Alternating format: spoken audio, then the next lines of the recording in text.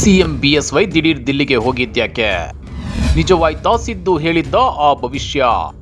14 ತಿಂಗಳ ಗಡುವು, ಸಿಎಂ ಬದಲಾವಣೆ ಫಿಕ್ಸಾ? ಆ ಒಂದು ಸಿಡಿ ಸೈನಿಕ ಸಿಎಂ ವಾರ್ ರಿಸಲ್ಟ್ ಹೊರಬಿತ್ತ. ಸಿಎಂ ದಿಲ್ಲಿಗೆ 6 ಬ್ಯಾಗ್ ತಗೊಂಡು ಹೋದ್ರ. ಎಚ್ಚರಿಕೆ ಬಿಚ್ಚಿಟ್ಟ ಆ ನಿಗೂಢ ಸತ್ಯ ಏನು?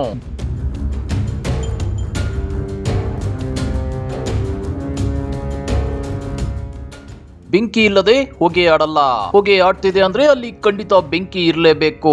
ಸಿಎಂ ಬದಲಾವಣೆ ವಿಚಾರದಲ್ಲಿ ಇದು ಸಾಬೀತಾಗಿದೆ. ಇಷ್ಟು ದಿನ ಸಿಎಂ ನಾಯಕತ್ವ ಬದಲಾವಣೆ ಸಾಧ್ಯವೇ ಇಲ್ಲ. ಈ ಟರ್ಮ್ ಮುಗಿಯೋವರೆಗೂ ಯಡಿಯೂರಪ್ಪನವರೇ ಸಿಎಂ ಅಂತ ಹೇಳ್ತಾ ಇದ್ರು. ಆದ್ರೀಗ ಯಡಿಯೂರಪ್ಪ ದಿಢೀರ್ ದಿಲ್ಲಿ ಪ್ರವಾಸ ಕೈಗೊಂಡಿರೋದು ಸಾಕಷ್ಟು ಕುತೂಹಲ ಕೆರಳಿಸುತ್ತಿದೆ. 10 ಹಲವು ಅನುಮಾನಗಳನ್ನ ಹುಟ್ಟು ಹಾಕ್ತಾ ಇದೆ. ಅಷ್ಟೇ ಅಲ್ಲ, ಈ ಹಿಂದೆ ಸಿದ್ದರಾಮಯ್ಯ ಹೇಳಿದ್ದ ಆ ಭವಿಷ್ಯ ನಿಜವಾಗುತ್ತಿದೆಯಾ ಅನ್ನೋ ಮಾತುಗಳು ಕೇಳಿ ಬರ್ತಾ ಇವೆ. ಹಾಗಾದ್ರೆ ಏನದು 24 ತಿಂಗಳ ಗಡುವು? ಆ ಒಂದು ಸಿಡಿ ಸೈನಿಕ ಮತ್ತು ಸಿಎಂ ಮಧ್ಯೆ ಬೆಂಕಿ ದಗದಗಿಸುವಂತೆ ಮಾಡ್ತಾ ಎಚ್ಚರಿಕೆ ಬಿಚ್ಚಿಟ್ಟ 6 ಬ್ಯಾಗುಗಳ ಗುಟ್ಟೇನು ಅನ್ನೋದನ್ನ ಎಳೆ ಎಳೆಯಾಗಿ ಬಿಚ್ಚಿಡ್ತೇವೆ. ಆದ್ರೆ ಅದಕ್ಕಿಂತ ಮೊದಲು ಹಲೋ ಕನ್ನಡ ಯೂಟ್ಯೂಬ್ ಚಾನಲ್ ಅನ್ನ ಸಬ್ಸ್ಕ್ರೈಬ್ ಮಾಡ್ಕೊಳ್ಳಿ. ಹಾಗೇನೆ ಪಕ್ಕದಲ್ಲಿರೋ ಬೆಲ್ ಬಟನ್ ಅನ್ನು ಪ್ರೆಸ್ ಮಾಡಿ.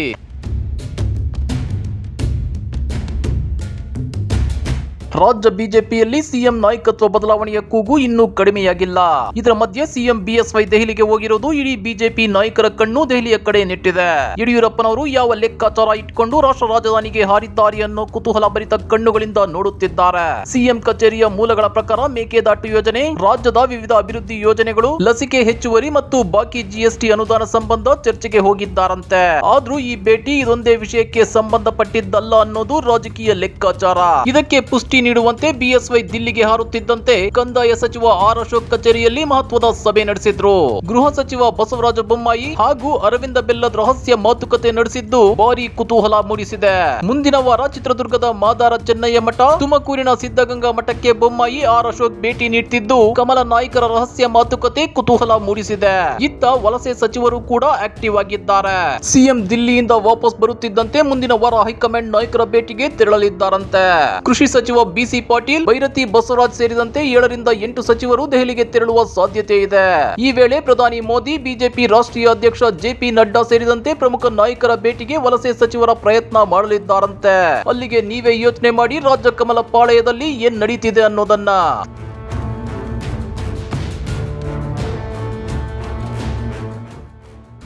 ಸಿಎಂ ನಾಯಕತ್ವ ಬದಲಾವಣೆಗೆ ಮುಹೂರ್ತ ಫಿಕ್ಸ್ ಆಯ್ತಾ? ರಾಜ್ಯ ಬಿಜೆಪಿಯಲ್ಲಿ ಭಿನ್ನಮತದ ಬೆಂಕಿ ದಗದಗಿಸುತ್ತಿದೆ. ಸಿಎಂ ವಿರುದ್ಧ ವಿಜಯಪುರದ ಬಿಜೆಪಿ ಶಾಸಕ ಬಸನಗೌಡ ಪಾಟೀಲ್ ಯತ್ನಾಳ್ ಆಗಾಗ ಗುಡುಗುತ್ತಲೇ ಇರ್ತಾರೆ.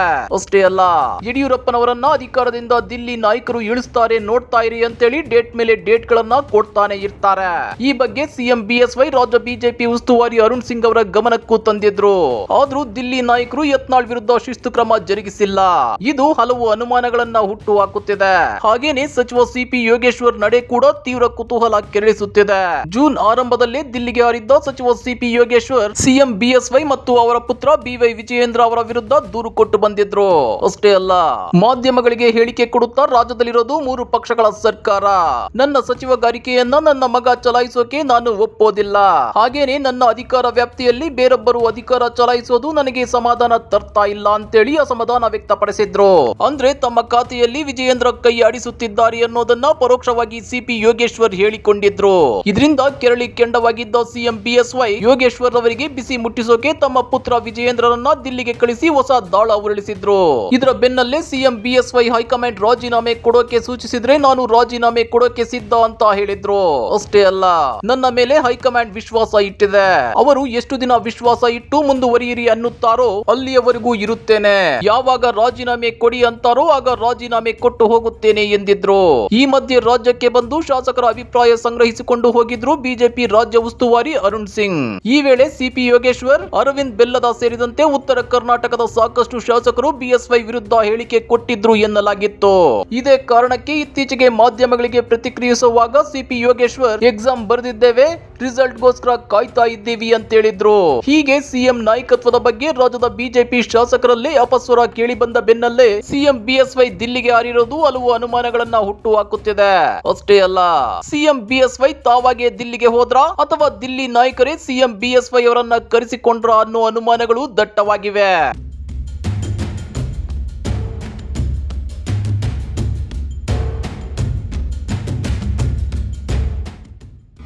ಬಿಎಸ್ವೈ 6 ಬ್ಯಾಗ್ ತಗೊಂಡು ದೆಹಲಿಗೆ ಹೋದ್ರ. ಯಡಿಯೂರಪ್ಪ ಹಾಗೂ ಅವರ ಪುತ್ರ ವಿಜಯೇಂದ್ರ ದೆಹಲಿ ಪ್ರವಾಸ ಕೈಗೊಂಡಿರುವ ವಿಚಾರವಾಗಿ ಮಾಜಿ ಸಿಎಂ ಕುಮಾರಸ್ವಾಮಿ ಹೊಸ ಬಾಂಬ್ ಹಾಕಿದ್ದಾರೆ. ಹೌದು ವೀಕ್ಷಕರೇ, ಸಿಎಂ ಬಿಎಸ್ವೈ ದೆಹಲಿಗೆ ಹೋಗುವಾಗ ಹೈಕಮಾಂಡ್ಗೆ ಕೊಡೋಕೆ 6 ಬ್ಯಾಗುಗಳನ್ನ ಜೊತೆಯಲ್ಲಿ ತೆಗೆದುಕೊಂಡು ಹೋಗಿದ್ದಾರೆ. ಉಡುಗೊರೆ ತಗೊಂಡು ಹೋಗಿದ್ದಾರಾ ಅಥವಾ ಬೇರೆ ಏನು ತೆಗೆದುಕೊಂಡು ಹೋಗಿದ್ದಾರೆ ಅನ್ನೋದನ್ನ ಅವರೇ ಹೇಳಬೇಕು ಎಂದು ಎಚ್ಚರಿಕೆ ಹೇಳಿದ್ದಾರೆ.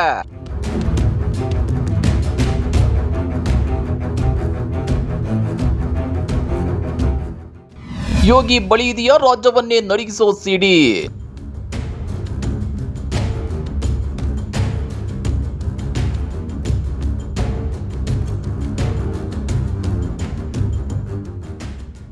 ಸಿಪಿ ಯೋಗೇಶ್ವರ್ ಬಳಿ ಸಿಎಂಗೆ ಸಂಬಂಧಿಸಿದ ಒಂದು ಸಿಡಿ ಇದೆಯಂತೆ. ಹೀಗಾಗಿ ಆ ಸಿಡಿಯನ್ನ ತೋರಿಸಿ ಬ್ಲಾಕ್ ಮೇಲ್ ಮಾಡಿ ಅವರು ಸಚಿವರಾಗಿದ್ದಾರೆ ಅನ್ನೋ ಆರೋಪವನ್ನ ಈ ಹಿಂದೆ ಖುದ್ದು ಯತ್ನಾಳ್ ಅವರೇ ಮಾಡಿದ್ರು. ಅದೇ ಸಿಡಿ ವಿಚಾರವಾಗಿ ಹಳ್ಳಿಯಕ್ಕಿ ಎಚ್ ವಿಶ್ವನಾಥ್ ಮತ್ತು ಎಂಪಿ ರೇಣುಕಾಚಾರ್ಯರು ಆರೋಪ ಮಾಡಿದ್ರು. ಆ ಸಿಡಿಯಲ್ಲಿ ಅದೇನಿದೆಯೋ ಗೊತ್ತಿಲ್ಲ, ಆದ್ರೆ ಯೋಗೇಶ್ವರ್ ಅವರನ್ನ ಆ ಸಿಡಿಯೇ ಕಾಪಾಡುತ್ತಿದೆ ಎನ್ನಲಾಗುತ್ತಿದೆ. ಇಂಟ್ರೆಸ್ಟಿಂಗ್ ಸಂಗತಿ ಏನಂದ್ರೆ ಇಂಥದ್ದೇ ಒಂದು ಸಿಡಿಯ ಕಾಪಿ ಡಿಕೆ ಶಿವಕುಮಾರ್ ಅವರ ಬಳಿಯೂ ಇದೆಯಂತೆ. ಇದೇ ಕಾರಣಕ್ಕೆ ಯೋಗೇಶ್ವರ್ ಅವರನ್ನ ಸಚಿವ ಸ್ಥಾನದಿಂದ ಸಿಎಂ ಬಿಎಸ್ವೈ ಕಿತ್ತೊಗೆಯಕ್ಕೆ ಸಾಧ್ಯವೇ ಇಲ್ಲ ಎಂದು ಯತ್ನಾಳ್ ಹೇಳಿರೋದು. ಅಷ್ಟೇ ಅಲ್ಲ, ಒಂದೊಮ್ಮೆ ಸಿಎಂ ಯೋಗೇಶ್ವರ್ ವಿರುದ್ಧ ಕ್ರಮ ತಗೊಂಡ್ರೆ ಕೇವಲ 1 ಗಂಟೆಯಲ್ಲಿ ಸಿಎಂ ರಾಜೀನಾಮೆ ಕೊಡಬೇಕಾಗುತ್ತೆ ಅಂತೇಳಿ ಯತ್ನಾಳ್ ಇತ್ತೀಚೆಗೆ ಗುಡುಗಿದ್ರು. ಹೀಗಿದ್ರು ಸಿಎಂ ಬಿಎಸ್ವೈ ತಮ್ಮ ಪುತ್ರ ವಿಜಯೇಂದ್ರ ಅವರಿಂದ ದಿಲ್ಲಿ ಮಟ್ಟದಲ್ಲಿ ಯೋಗೇಶ್ವರ್ ಅವರಿಗೆ ಬಿಸಿ ಮುಟ್ಟಿಸಲು ಮುಂದಾಗಿದ್ರು. ಹೀಗಾಗಿ ರೊಚ್ಚಿಗೆದ್ದ ಯೋಗೇಶ್ವರ್ ಬಿಜೆಪಿ ರಾಜ್ಯ ಉಸ್ತುವಾರಿ ಅರುಣ್ ಸಿಂಗ್ ರಾಜ್ಯಕ್ಕೆ ಬಂದಾಗ ಸಿಎಂ ಬಿಎಸ್ವೈ ವಿರುದ್ಧ ದಾಖಲೆ ಸಮೇತ ದೂರು ಕೊಟ್ಟಿದ್ದಾರೆ ಎನ್ನಲಾಗುತ್ತಿದೆ. ಇದೇ ಕಾರಣಕ್ಕೆ ದಿಲ್ಲಿ ನಾಯಕರು ಬಿಎಸ್ವೈ ಅವರನ್ನ ದಿಢೀರಂತ ದಿಲ್ಲಿಗೆ ಕರೆಸಿಕೊಂಡಿದ್ದಾರೆ ಅಂತಾನೂ ಹೇಳಲಾಗುತ್ತಿದೆ. ಇನ್ನ ಗಮನಿಸಬೇಕಾದ ಅಂಶ ಏನಂದ್ರೆ ಈ ಸಲ ಸಿಎಂ ಬಿಎಸ್ವೈ ಅವರ ಜೊತೆಗೆ ಅಧಿಕಾರಿಗಳಾಗ್ಲಿ ಸಂಪುಟದ ಸಹೋದ್ಯೋಗಿಗಳಾಗ್ಲಿ ಹೋಗಿಲ್ಲ. ಬದಲಿಗೆ ಸಿಎಂ ಜೊತೆ ಮಕ್ಕಳಾದ ವಿಜಯೇಂದ್ರ, ಸಂಸದ ರಾಘವೇಂದ್ರ ಹಾಗೂ ಮೊಮ್ಮಗ ಶಶಿಧರ್ ದೆಹಲಿಗೆ ತೆರಳಿದ್ದಾರೆ. ಬಿಎಸ್ವೈ ಕುಟುಂಬದ ವಿರುದ್ಧ ಒಂದಿಷ್ಟು ಭ್ರಷ್ಟಾಚಾರದ ಆರೋಪ ಕೇಳಿ ಬಂದ ಹಿನ್ನೆಲೆಯಲ್ಲಿ ಈ ಭೇಟಿ ಮಹತ್ವ ಪಡೆದುಕೊಂಡಿದೆ ಅನ್ನೋ ಮಾತುಗಳು ಕೇಳಿ ಬರ್ತಾ ಇವೆ.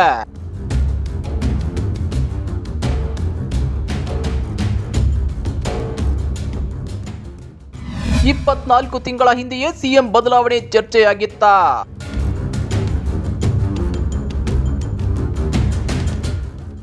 ಅದು 2019ರ ಜುಲೈ ತಿಂಗಳು. ರಾಜ್ಯದಲ್ಲಿ ದೋಸ್ತಿ ಸರ್ಕಾರ ಪತನವಾಗಿ ಬಿಎಸ್ವೈ ಸಿಎಂ ಆಗಿ ಪ್ರಮಾಣ ವಚನ ಸ್ವೀಕರಿಸೋ ಸಮಯ. ಆಗ ದಿಲ್ಲಿ ಅಂಗಳದಲ್ಲಿ ಬಿಜೆಪಿ ಪಾರ್ಲಿಮೆಂಟರಿ ಬೋರ್ಡ್ ಸಭೆ ನಡೆಸಿ ಒಂದು ನಿರ್ಣಯಕ್ಕೆ ಬಂದಿತ್ತು.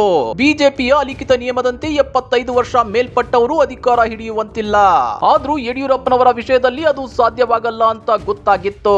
ಹೀಗಾಗಿ ಆ ಅಲಿಖಿತ ನಿಯಮವನ್ನ 24 ತಿಂಗಳ ಮಟ್ಟಿಗೆ ಸಡಿಲಗೊಳಿಸಿ ಯಡಿಯೂರಪ್ಪ 24 ತಿಂಗಳ ಕಾಲ ಸಿಎಂ ಆಗಿ ಮುಂದುವರಿಯಬಹುದು ಅನ್ನೋ ತೀರ್ಮಾನಕ್ಕೆ ಬರಲಾಗಿತ್ತು. ಹೀಗಾಗಿ ಇದೇ ಜುಲೈ 26ರಂದು ಸಿಎಂ ಬಿಎಸ್ವೈ ಅವರಿಗೆ ನೀಡಿದ್ದ 24 ತಿಂಗಳ ಗಡುವು ಪೂರ್ತಿಯಾಗಲಿದೆ. ಇದೇ ಕಾರಣಕ್ಕೆ ಸಿಎಂ ಬಿಎಸ್ವೈ ಜೊತೆ ಚರ್ಚೆ ನಡೆಸೋದಕ್ಕೆ ದಿಲ್ಲಿ ನಾಯಕರು ಸಿಎಂ ಬಿಎಸ್ವೈ ಅವರನ್ನ ದಿಲ್ಲಿಗೆ ಕರೆಸಿಕೊಂಡಿದ್ದಾರೆ ಅನ್ನೋ ಮಾತುಗಳು ಕೇಳಿ ಬರುತ್ತಿವೆ. ಇಂಥ ಟಾಪ್ ಸೀಕ್ರೆಟ್ ವಿಪಕ್ಷ ನಾಯಕ ಸಿದ್ದರಾಮಯ್ಯ ಮತ್ತು ಬಿಜೆಪಿ ಶಾಸಕ ಯತ್ನಾಳ್ ಅವರಿಗೆ ಸಿಕ್ಕಿದ್ದರಿಂದಲೇ ಸಿಎಂ ನಾಯಕತ್ವ ಬದಲಾವಣೆಯ ಮಾತುಗಳನ್ನ ಆಡಿದ್ರು ಎನ್ನಲಾಗುತ್ತಿದೆ. ಹಾಗಾದ್ರೆ ಕೋವಿಡ್ ಸಂಕಷ್ಟದ ಮಧ್ಯೆಯೂ ಸಿಎಂ ನಾಯಕತ್ವ ಬದಲಾವಣೆಯಾಗುತ್ತಾ? ಸಿದ್ದರಾಮಯ್ಯ ಹೇಳಿದ್ದ ಆ ಭವಿಷ್ಯ ನಿಜವಾಗುತ್ತಾ? ಕಾಮೆಂಟ್ ಮಾಡಿ, ವಿಡಿಯೋ ಲೈಕ್ ಮಾಡಿ, ಶೇರ್ ಮಾಡಿ.